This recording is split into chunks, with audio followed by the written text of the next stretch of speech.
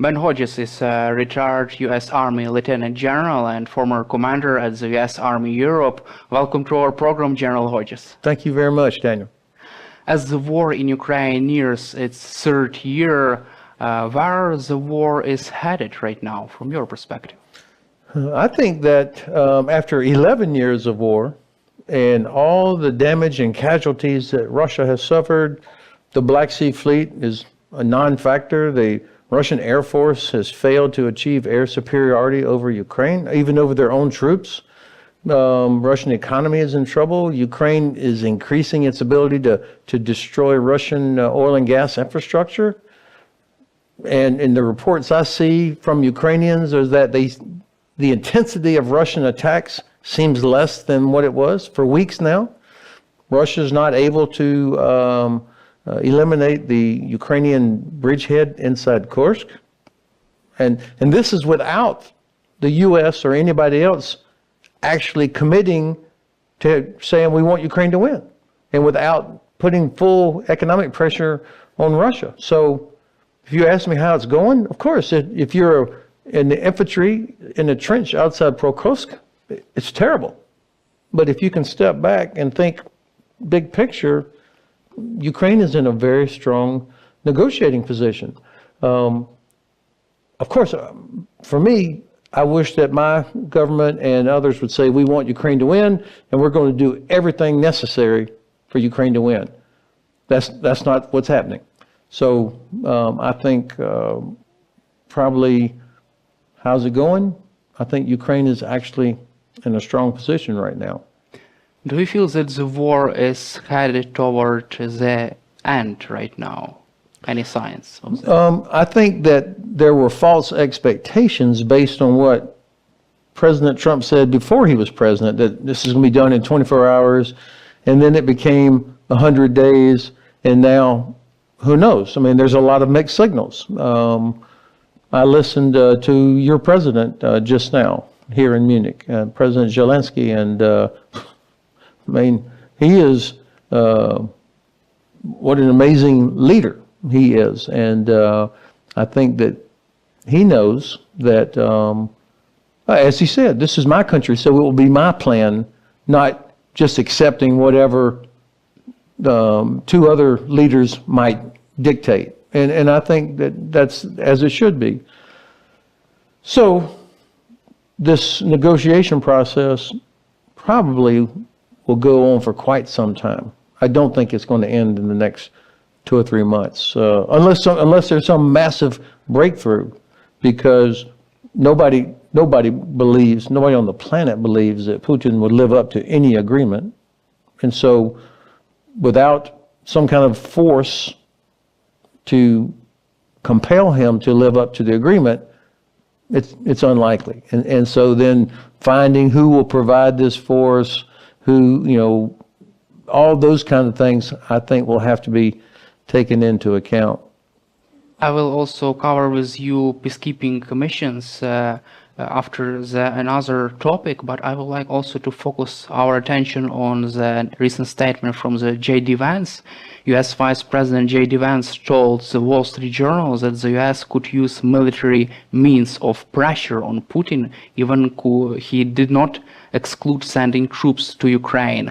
What could be the U.S. military options for Ukraine in case of a ceasefire? How can the U.S. government support this mission from the air, on the ground, with boots on the ground, with money, or only with intelligence? Well, actually, yes to all of those. I mean, and that was the good thing that the vice president said, so that the Russians should worry that everything that we could do is on the table, everything. Now, whether or not they ever intend to actually do that, but you know, I thought it was a mistake when President Biden said back in 2021, no boots on the ground. That was even before the Russian large-scale invasion. Why would you say that? And so while I have some questions and problems with much of how the Trump administration is approaching this, I was glad to hear the vice president say, yes, we may do this, we may do this, we may do this. The Kremlin should worry about that. President Trump has so much more leverage over the Kremlin now than he did 4 years ago or 8 years ago. I've already talked about what bad state the Russians are in. On the other side, the United States economy, President Trump comes in with a very strong U.S. economy. The vast majority of the Congress supports Ukraine. So he's got all the congressional support. I just came from speaking to a U.S. senator, a Republican, and he said the vast majority of Congress supports Ukraine. So the president has everything he needs. You remember General Kellogg said, we, on a scale of 1 to 10, we probably are a 3 in terms of sanctions. So that means there's so much more that can be done. That's leverage. The president could say, okay, Putin, you're not negotiating in good faith, so we're going to open up the warehouse, and everything that we have that Ukraine needs, we're sending it without restrictions. So these are all things that could be done. It's not going to happen like that, but the Russians should worry that it could happen like that. Now, one of the things that I think has increasing appeal is the idea of the U.S., Poland, Romania, other countries providing some sort of air defense, at least for the western half of Ukraine, somehow to help knock down missiles that are coming in, drones. That would be more difficult than it sounds, but if hopefully somebody's actually working on that, maybe that is a possibility. They will have to do it before a peacekeeping force. I mean, that will have to be in place before any peacekeeping force might go into Ukraine. So I think there's a lot of things that could be done. Speed up the delivery. I mean, we have been, for a lot of different reasons, some of them are legitimate reasons, it's been slow. I know slower than what the military leadership wanted, the U.S. military leadership. It's been slower getting things there than what they wanted. So these are all things that we could do. So you're confident that Trump's administration has enough power to force Putin to agree with this ceasefire plan if such measures are imposed? I am very confident of that. Well, of course, what I don't know, this is only part of a bigger thing. I think negotiations are probably not just about a ceasefire or a line somewhere. I think it's probably connected to other things. And of course, every member of the administration always talks about China. So whatever is being worked out with regards to Ukraine, they have an eye towards China also. And the Chinese should see that we are willing to do all these things to defend our interests, sovereignty, freedom of navigation, etc. The Chinese should be worried. If they don't see us doing this, then I think they're not so impressed with what we say about the Pacific. How much time could take these negotiations with Vladimir Putin and his team? Bloomberg reported that he was forming a professional team of negotiators and mediators. How much time would it take for Trump to force Putin to ceasefire? Of course, that's an impossible question to answer. Anybody that says it's going to be done by a certain date, that is 100% wishing or guessing. I've seen people talk about, they want to get it done by 9 May so that you can have this big... I'm sure Putin would love nothing better than that, to have victory, and have the American president at Red Square. Oh my God. But this is people speculating about things. Any date or deadline is, at least in public, is artificial. And the Russians should believe that we're prepared to do this until we get to the point where President Zelensky says, I'm good with this. So however long that is. And also from your perspective, these negotiations between Ukraine, Russia, and the United States and the front lines. Also, Pete Hegseth commented on that, and he made one interesting statement that he does not rule out providing Ukraine with nuclear weapons if Trump decides to do so. What is your reaction to this interesting statement? Yeah, I think Secretary Hegseth has come under some criticism from even Republican senators about what he said in Brussels there. So, and then the very next day, he, of course, began to walk back. So I think, I mean, let's be candid, it's still in the first weeks of a brand new administration. There's always going to be some mistakes made. I can't, it's hard to imagine any scenario where that would be approved. And keep in mind, and there will be some people in Ukraine that will remember this from when Ukraine did have nuclear weapons. This is so expensive. I mean, almost of the British defense budget, okay, which is close to like 2.5% of their GDP, 1% of their GDP is just to pay for their nuclear force, which is very small. So, in other words, almost half of the British budget, defense budget, is to maintain a modern nuclear force. So, I don't think serious people really believe that this would be helpful for Ukraine, even if this were a feasible thing. And I think the United States, no matter who, it's Republican, Democrat, Congress, nobody would see benefit for violations of the non-proliferation treaty. I think it's in our interest that Ukraine not feel that it had to do that. And also, so you're confident that only conventional weapons would be needed for Ukraine to deter another Russia's attack in the future? Yeah. I think whether it's capabilities that Ukraine manufactures itself or long-range weapons, air defense weapons, conventional artillery, all of these things, whatever is needed for Ukraine to win this war, that's what we should be providing without interruption. Do you feel that Vladimir Putin now is interested in agreeing with a ceasefire deal? Do you feel that he suffers enough and enough pain is being inflicted on Putin, Kremlin, and all Russia's allies to agree with ceasefire deals this year? Well, of course, he doesn't care about how many soldiers of his that are killed or damage that's done. I think he continues this war as long as he thinks that we will quit. You know, I don't see him saying, "Oh, we've 1 million casualties," which will happen in a couple of months. They'll hit 1 million, maybe even sooner. I don't think he'll say, "Oh, that's too many. We got to stop." His survival depends on being at war and at least giving the illusion somehow that Russia is winning or going to win. So his survival is tied to that. So I have believed for the last couple of years that his only hope was to wait and hope that the U.S. would turn its back, try to get some kind of deal, and then be done. And I think when the day he realizes that's not going to happen is the day he begins trying to figure out how does he extract himself.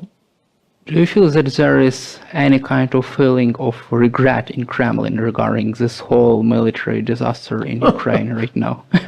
Yeah, of course, I can only speculate based on what different people in Russia say, you know, the talking heads, the propagandists, the different people that talk on Russian talk shows. You've got people over here saying we should have used a nuclear weapon, we should have killed these guys, you know, and then over here it's like, what a huge mistake. And it does feel a little bit more and more that people are coming out saying that this was a mistake, and they're feeling brave enough to be able to say that publicly. I think that says something. But in terms of serious government figures saying this was a mistake, I don't think we'll hear that. And can you imagine a feeling of regret in Putin's head? Well, you know, dictators don't have a retirement plan. I mean, they stay in power for life, because usually bad things happen to dictators when they try to step down unless they have a really clear, strong succession program. And I don't know who that is in Russia.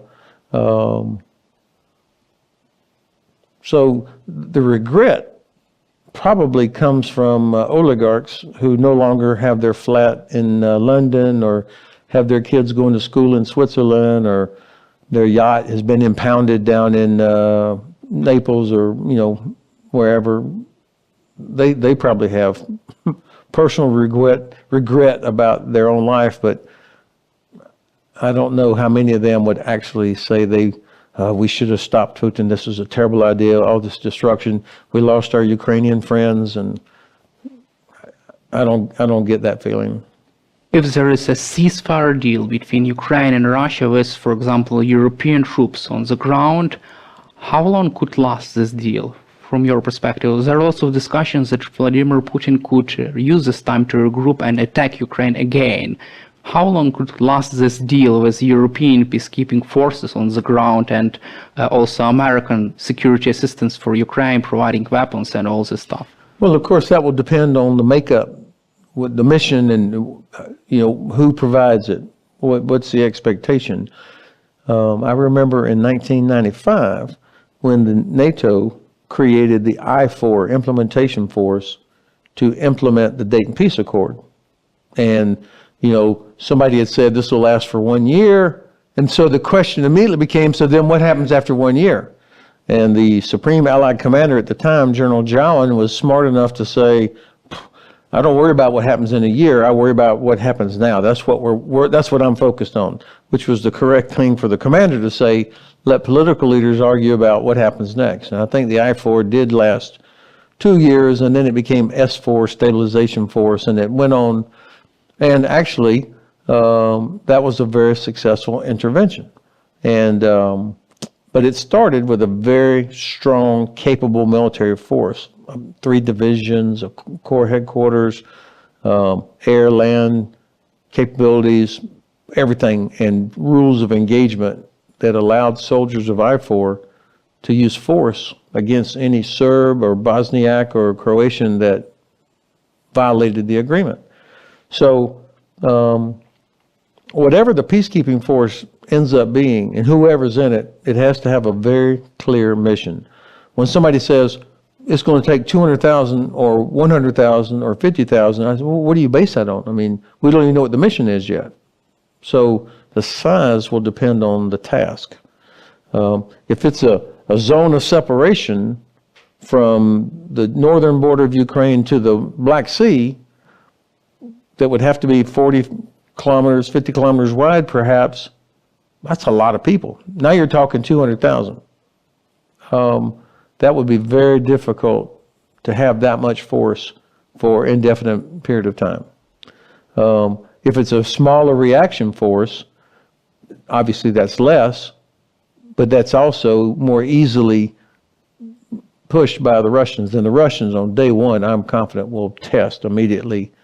Are we really prepared to do whatever's necessary? And also there are discussions about this peacekeeping missions. So from your perspective, what should be the mandate? So the main point here is that such troops should be able to fight back in case of Russia's attack. They have to. Do you agree with it? Yeah, the rules of engagement. This was one of the reasons that the I-4 was so successful, was because the Serbs knew that any I-4 soldier could shoot to kill if they were pushed by a Serbian soldier. I mean, very clear, strong rules of engagement. And it has to be like a warfighting force, not 10,000 people with blue helmets. That's not going to work. And also, my last question for you about this peacekeeping forces and this mission. What do you expect, for example, another full-scale war in the future after this cease? Are there risks for such another conflict in Ukraine after Of this? course, if the Kremlin perceives that Europe, Canada, and the U.S. are like, "Oh, all right, we got a deal, get back to business as usual, U.S. focus on the Pacific, we reduce U.S. capabilities in Europe, people start wanting to buy gas from Russia again." If they see that there's a quick effort to return to business as usual,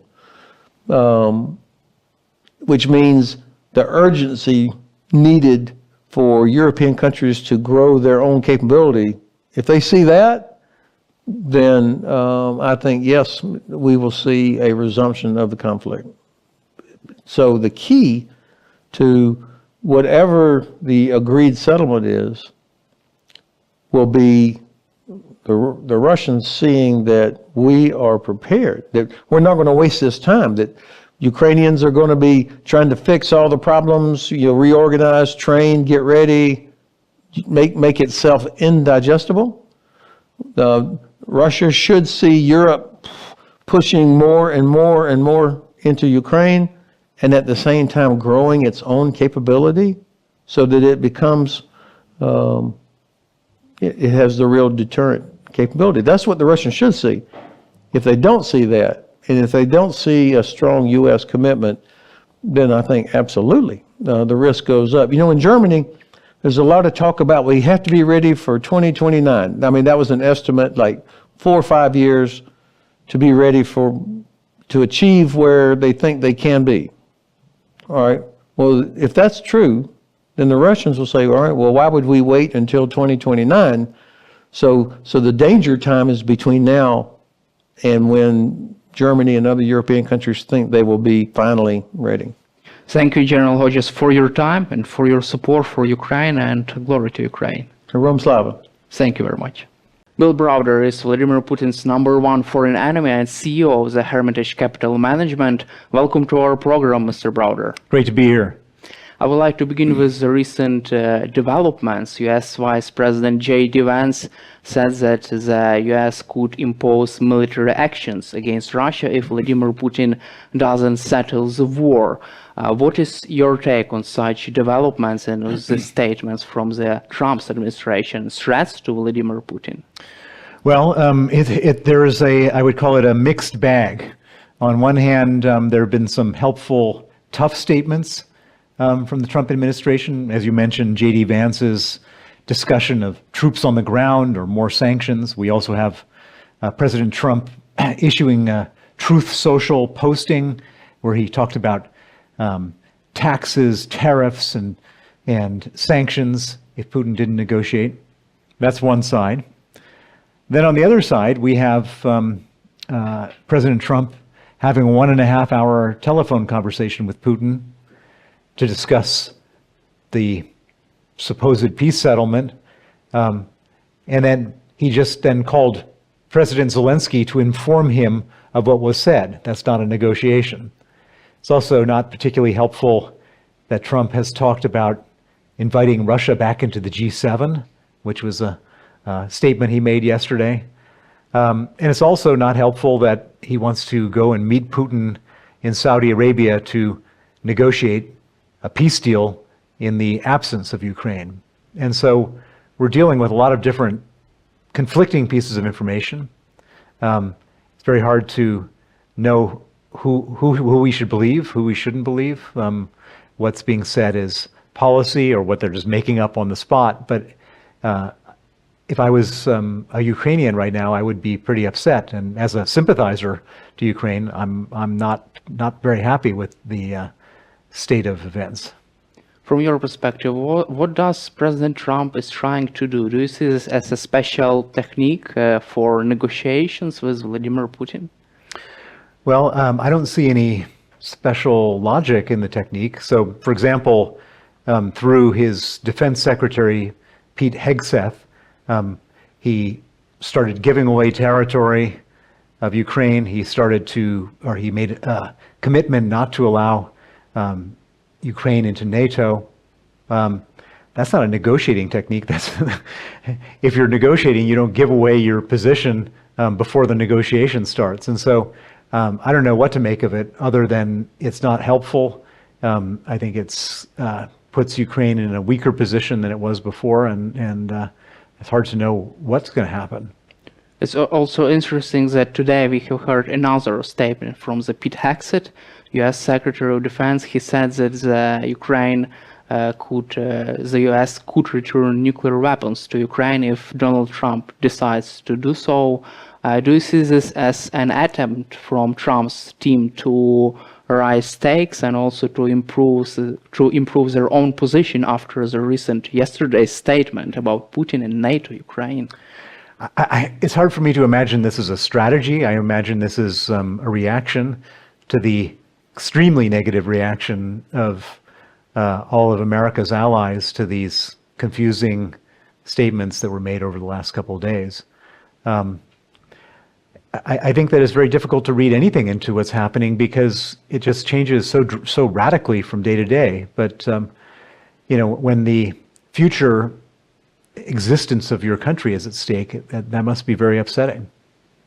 Also, I'd like to cover the readiness of Russian dictator Putin to negotiate with Trump. Recently, you said that Vladimir Putin is a psychopath and it's impossible to negotiate with him.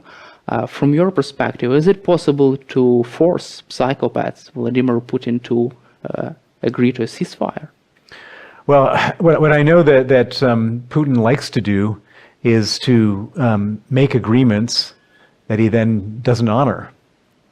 He's been around for 25 years now. There's no mystery to Vladimir Putin. What does he do? He agrees to things, he lies in negotiations, and then he doesn't honor his commitments. And so I don't think that any promise from him serves any purpose whatsoever. It's very much a empty promise. He lies and he deceives and he goes against his commitments, and so there's no reason to believe he would be any different in the future than he was in the past. But do you feel that Vladimir Putin can agree with this recent proposal on a ceasefire, for example, for at least some time to have a ceasefire in Ukraine? Well, I think that he would agree to a ceasefire if the conditions put him in a position to subsequently break the ceasefire and carry on with his war. I mean, Putin is tired. Ukrainians are exhausted. Putin is tired. He's expended huge amounts of resources, people, money, equipment, and I think he probably wouldn't mind a short break to build up his resources again. So you're confident that if there is a ceasefire, Vladimir Putin could agree with this deal just to regroup and attack Ukraine again in the future? I think he's only going to agree to some deal if he gets a really good deal.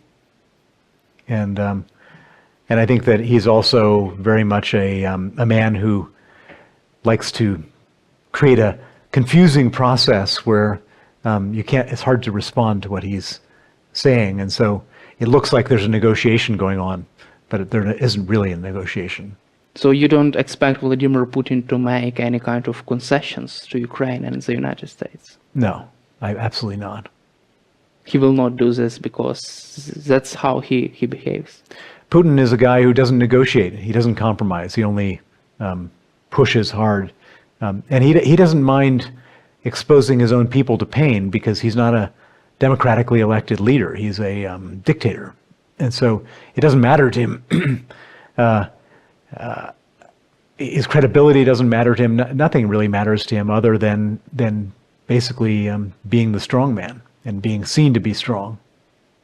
Also, according to Bloomberg, Vladimir Putin is forming his special team for negotiations with the American administration. From your perspective, do you feel that this team could play any kind of a role in the decision-making process in Kremlin, or only Vladimir Putin is the guy who makes all the decisions? No, he doesn't delegate to anybody. He's a decision maker in all the decisions. So whoever he's sending out will, basically just figure out what's on the table and then report back to him, and then he can play around and see if there's any area where he can negotiate. Trump is it seems like he's really confident that sanctions, tariffs, and decrease of global oil prices could really force Putin to negotiate a ceasefire.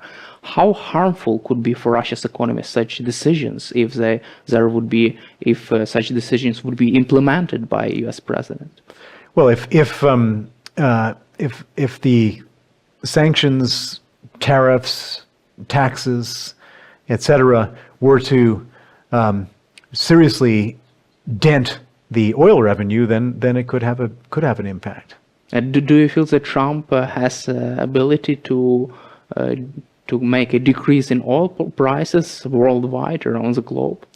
No, not in the short term. In the medium term, policy can change oil prices. In the short term, I don't think that's the case. But he can also be effective in, cutting off Russia's ability to export their oil, either through through sanctions on shipping companies and sanctions on ports and other types of things like that. But it would take a time to decrease global oil prices. I think so. Yeah, absolutely. And how many time it could take from your years, months, or if there is a years? I mean, it's a very long process to increase. Now, the oil price could change on its own very drastically if there's a recession or China has a economic problem of some significance. These are the types of things that could push the oil price in the short term. But otherwise, you need to invest in an oil well, and then that oil well needs to start pumping, and then you need to start exporting that oil, and that has to add on to all the other oil, and then the price of oil goes down. Also, Ukrainian President Volodymyr Zelensky also says that Vladimir Putin is only pretending that he would like to have a deal, but he just tell Trump what he would like to hear. Do you agree with President Zelensky with this assessment? Well, I think that it's slightly different than that. I think that Putin needs to have the war in place in order to stay in power. He needs to look like the strong man. And he's very upset with the losses that he's experienced and the humiliating way in which his soldiers have conducted themselves on the battlefield. But at the same time, he's not the one experiencing the pain. It's his people, and he's not in a democratic country where you can get, it's not like there's a voter electorate that will kick you out. He's very much in a position where he can experience really extreme pain for a long time without any problem. So he just continues his war because he does not suffer himself. Correct. And any other head of state couldn't have even achieved, or I should say, experienced 1/100th of the losses that he's experienced. In a normal situation, the people would get upset in the country, and that would be the end of that. But in Putin, there's no people to get upset. But how Western allies and Ukraine together can inflict pain directly on Vladimir Putin? You mean physically or other means? Well, I think the main thing to do is to continue to wear the Russian military out, to destroy the oil refineries, as they've been doing, to get more sanctions in place, to go after the oil, to sanction the oil companies, sanction the buyers of the Russian oil, that type of thing. What is your take on security guarantees for Ukraine? Lots of discussions about the European peacekeeping forces could be deployed to the front lines. Can you imagine such scenario? It's completely unimaginable. I mean, I can imagine them putting peacekeepers in place, but what do the peacekeepers do when Russia starts attacking? Do they fight back? So if you have a bunch of international peacekeepers, are they going to fight back and engage in a war with Russia, or do they just don't do anything? And also Pete Hegseth ruled out deploying American troops on the ground. Do you feel that without American military presence, this mission could not be credible? Well, I mean, look, the Ukrainian military has deflected a major invasion from Russia, and Ukraine wasn't known, 3 years ago to be some kind of world power. I mean, I think that anybody with enough resources can fight off Russia. And I think that if Europe was involved, I think that Russia would have a hard time with or without America. Let's cover also the state of Vladimir Putin's grip on power. How can you assess the current situation in the Kremlin? Reuters reported that Russian allies are not really happy about the war because of sanctions, but how can you assess the state of Putin's grip on power? He's got a firm grip on power. I mean, people are angry, people are badly affected. It's not a good situation, but it doesn't matter what people feel like in Russia because Putin will arrest, torture, and kill anybody who stands in his way. And so it's not public opinion doesn't matter. And he's very conscious of any attempted coups or anything like that because he's looking out for, disloyalty.